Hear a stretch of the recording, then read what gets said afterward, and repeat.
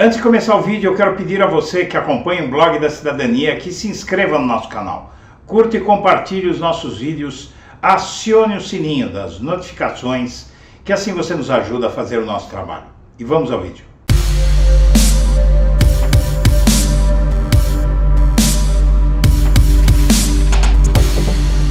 Bom dia, senhoras e senhores. Hoje é 31 de agosto de 2023, dia do depoimento da quadrilha bolsonarista na Polícia Federal. Michele Bolsonaro, a engraçadinha, o marido, chefe da quadrilha, Vacef, Mauro Cid, o pai do Mauro Cid, Van Garten, o advogado que foi chefe da SECOM, e mais dois assessores obscuros de Bolsonaro vão ter que tocar piano e cantar na Polícia Federal. Mas a bomba do dia sobre esse depoimento que vai parar o país hoje é que a ABIN revela que alertou Bolsonaro sobre o 8 de janeiro bem antes de acontecer, ainda quando ele era presidente, e alertou inclusive sobre um plano dos bolsonaristas de matar Lula, de matar ministros do STF, de explodir o STF e começar uma revolução armada. Durante o governo Bolsonaro, extremistas conseguiram registros de arma de fogo e se preparavam para uma guerra civil. Mostraram a Bolsonaro relatórios da ABIN.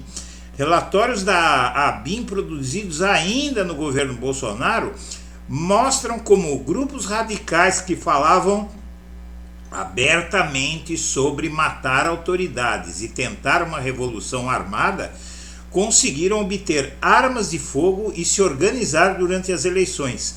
Em relatórios de inteligência de 4 de outubro e 13 de outubro, antes do primeiro turno, a ABIN identificou extremistas no Telegram e no Twitter que ameaçavam uma insurreição armada caso Lula ganhasse as eleições, pregando guerra civil e revolução. O conteúdo das mensagens citava exterminar esquerdistas, matar ministros do STF, explodir o prédio do STF, entre outras ameaças. Um dos grupos monitorados pela ABIN era de CACs, colecionador, atirador desportivo e caçador, com integrantes armados. Em informe de 27 de outubro, a Bolsonaro, imagine só, 27 de outubro, 3 dias antes da eleição, a ABIN informou que havia um grupo no Telegram em que os usuários, militantes de extrema-direita, planejavam abertamente uma revolução armada. Por mensagens, os integrantes falavam sobre fabricar armamentos, incentivando a prática de atos violentos. O grupo tinha 13 membros na época. O administrador, que morava em Maringá, terra de Sérgio Moro, publicava vídeos fabricando armas artesanais e disparando com sua pistola. Ele afirma não ter a intenção de formar um grupo miliciano e nem fazer amigos, e sim formar uma família armamentista.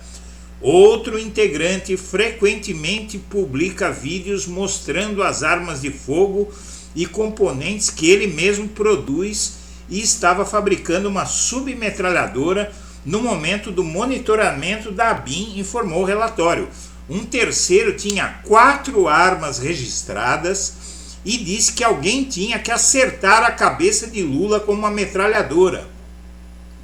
A ABIN concluiu se tratarem de indícios de posse ilegal de arma de fogo e comércio ilegal e enviou o relatório para a Polícia Federal e para o Ministério da Justiça, com a palavra Anderson Torres. Em 27 de outubro, a ABIN voltou a alertar sobre ameaças na internet contra Lula e contra ministros do Supremo Tribunal Federal. Alguns dos extremistas monitorados tinham armas de fogo e participavam de grupos de CACs no WhatsApp. Nesses ambientes em que se falava abertamente sobre dar um tiro em Lula, os integrantes dos grupos debatiam como usar explosivos. Alguns desses extremistas também participavam de grupos supremacistas e neonazistas. Você queria que ficasse pior? Pois acaba de ficar pior. Quando a guerra civil começar, estarei pronto em minha trincheira. Será satisfatório ver a cabeça dos comunistas explodir, disse em 17 de outubro de 2022 um usuário que fazia também postagens com apologia ao nazismo. O relatório foi enviado aos órgãos de segurança pública, ao STF e ao Tribunal Superior Eleitoral. GSI e a Polícia Federal, que receberam os relatórios da ABIN, não se pronunciaram até a publicação dessa reportagem. Hoje, senhoras e senhores, hoje a quadrilha bolsonarista vai depor a Polícia Federal e Bolsonaro vai ser confrontado, entre muitas outras informações, com essa. Ele vai ter que dizer à Polícia Federal por que não agiu. Além disso, existem indícios de que Bolsonaro será confrontado com tentativas de obstruir a justiça. Há quem diga que ele pode sair preso, ele e a mulher piadista, além do advogado Vassef, podem sair presos do depoimento de hoje. Vamos torcer para o bem da República. E consumidor confiante e menos gente fazendo bico empurram a aprovação de Lula para cima. As últimas pesquisas trimestrais sobre a aprovação do governo mostram que a popularidade de Lula segue uma tendência de crescimento, e durante um programa de notícias, o colunista do UOL, José Roberto Toledo, citou pesquisa do IPEC, que mostra, por exemplo, alguns dados, como de que 54% da população brasileira precisou fazer bico nos últimos 12 meses, enquanto o percentual era de 67% na pesquisa realizada no ano anterior, em período eleitoral. E há outros dados. Por exemplo, a percepção de pobreza nas cidades brasileiras diminuiu. 57% da população brasileira ainda afirma perceber pessoas em situação de fome ou pobreza da cidade. Mas o percentual durante o governo Bolsonaro, no ano passado, era de 75%. Despencou quase 20 pontos a percepção de pobreza nas cidades. E com tudo isso, a explicação, minha amiga, meu amigo, sobre por que o Congresso tem sido tão colaborativo com Lula e aprovado muitas coisas. Ele acabou de aprovar arcabouço fiscal, reforma tributária, coisa que jamais se imaginou que aconteceria. Para que você tenha uma ideia, eu ouço falar de reforma tributária desde que eu era solteiro. Isso faz mais de 40 anos. E o Mauro Cid vai ter de entregar tudo hoje, diz Daniela Lima. De acordo com os investigadores, a delação premiada de Mauro Cid no caso das joias não é necessária. Ele terá que apresentar hoje novas provas, novas evidências para aceitarem. Ele está pedindo para delatar, mas a Polícia Federal diz que só aceita se ele citar fatos novos. E de não pedir a pode ser vendido, em dia de depoimento simultâneo, as versões de Bolsonaro e seu entorno sobre o caso das joias. Na verdade, eu vou te poupar da leitura dessa matéria. Esse sujeito passou os últimos dias treinando respostas, fazendo media training para enfrentar esse depoimento. e, na verdade, não existe treinamento que dê conta do que ele deve enfrentar hoje na Polícia Federal. E a CPMI tem troca de mensagens em que Silvinei Vasquez demonstrou alívio por não ter sido preso logo após acabar a eleição. Ele escreveu uma mensagem dizendo: ufa, não fui preso. E isso porque ele realmente organizou uma operação com seus comandados na Polícia Rodoviária Federal para impedir eleitores de Lula de chegarem às sessões eleitorais. A PF avança em provas sobre a organização criminosa envolvendo Bolsonaro.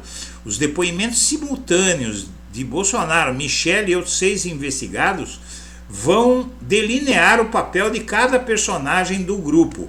A situação é muito séria para Bolsonaro, Michele e Vassef, que ainda estão soltos, porque o resto estão todos os outros, e na verdade, excluindo o Van Garten, o advogado, outro advogado de Bolsonaro, os outros todos já estão presos.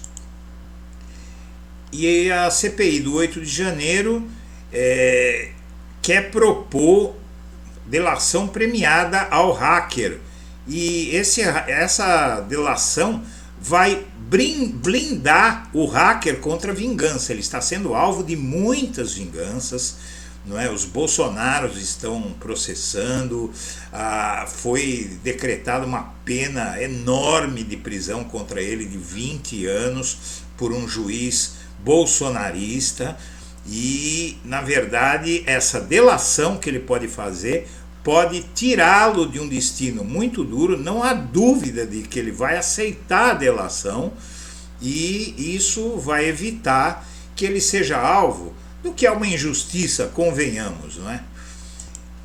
E o presidente da CPI, o Arthur Maia, quer evitar o showzinho da oposição contra o G. Dias, que depõe hoje na CPI do 8 de janeiro. Eu acho impossível, porque aqueles deputados da quinta série, como são chamados, vão estar com a corda toda para aparecer para os seus eleitores fascistas, né?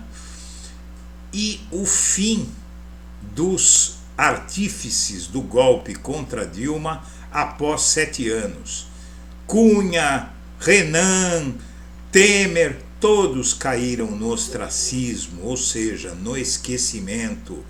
Esse aqui está para ir para a cadeia, mas ele não teve um papel tão importante no impeachment, ao menos ele teve papel nas manifestações de rua contra Dilma, mas não na organização. O Cunha hoje não perdeu os direitos políticos, não se elegeu e só fala quando a imprensa acha útil a voz dele. Renan Calheiros perdeu a importância, não é mais ninguém. E o Temer igualmente, não é? Isso enquanto ele não é preso, porque ninguém garante que isso não vá acontecer num futuro não tão distante. E o caso das joias leva a Polícia Federal a núcleo próximo a Bolsonaro. Nesta quinta-feira, Bolsonaro, a esposa, Cid, o pai, todos esses vão ser ouvidos, e a Polícia Federal, para resumir, pessoal, está dizendo que o crime que deve levar a quadrilha bolsonarista todinha, inclusive o chefe, para a cadeia primeiro, antes dos outros crimes, é o crime de roubo das joias. E como alívio cômico, para você começar bem o dia de hoje, o ex-bolsonarista Danilo Gentili, o comediante, ao ver Bolsonaro em Barretos sobre um cavalo num rodeio, disse: olha, um jumento montando um cavalo. O bolsonarismo todo está se desfazendo e os bolsonaristas estão se desconvertendo à velocidade da luz. Senhoras e senhores, nós agradecemos a atenção e estaremos de volta a qualquer momento em edição extraordinária.